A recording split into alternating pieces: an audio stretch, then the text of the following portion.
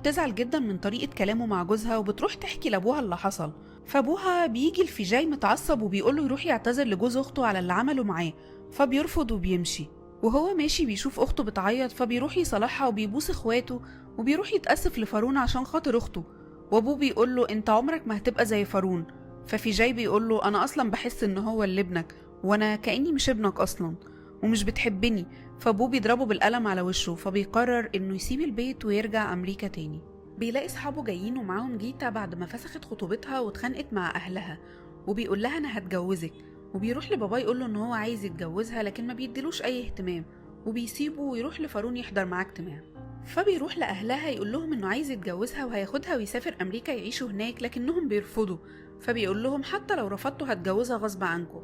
فبيوافقوا وبيتجوزها وبيسافروا وبيعيشوا احلى ايام. وبيقول في جاي لمراته انه عايز يبقى اب، فبتقوله بس ما تكونش زي ابوك.